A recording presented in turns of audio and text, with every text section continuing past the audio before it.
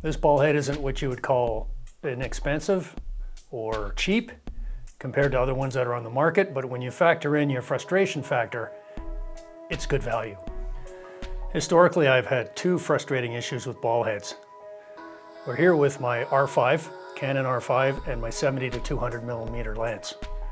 Now the two frustrations I've run into is when I'm tightening the ball down, when I set the camera and I'm tightening it down to lock it off, I'll have the frame set exactly where I want it, and when I tighten it down to lock it, the frame will move. Whether there's a flat spot on the ball or something, I don't know, but it's happened with a number of the ones that I've owned to date.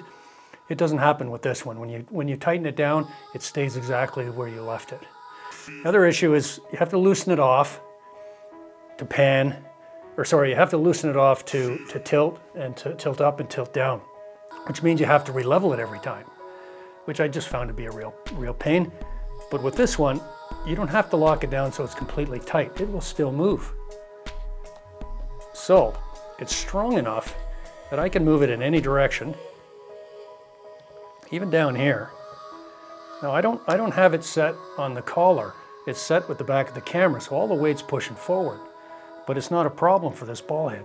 So if I want to move it, all I have to do is, hold on to the tripod and I can put it where I need to be. I've got a leveler in the back of the camera, so I can open the camera up, I can get it level, I can pan it, I can move it. I don't have to keep tightening it and loosening it, tightening it, loosening it. I can put it where it needs to be, I set it, it's locked, it's great, and then I can pan. The panning is very smooth on it. I really like it. I really like it. This ball head looks very well made.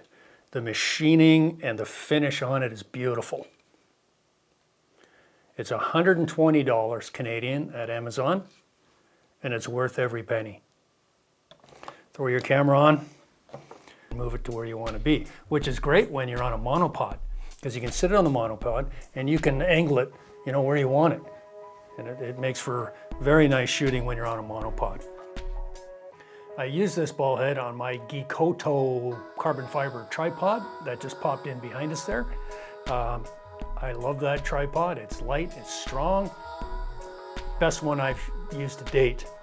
I used it in an interview that I did this week with Barney Bentall from Barney Bentall and the Legendary Hearts, a Canadian music icon and Juno Award winner.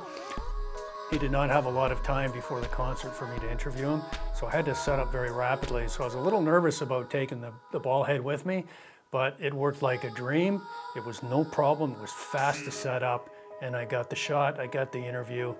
It also has a leveling bobble here, or bubble, which I don't really like, but because I like to use the one on the back of my camera, but it's handy. Okay, so what do I think of it? I think I just told you what I think of it.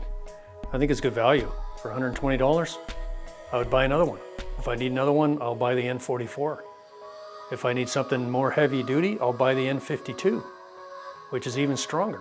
I don't need that for the camera gear I have, but it's a well-made, great fit and finish, good value at $120, I think.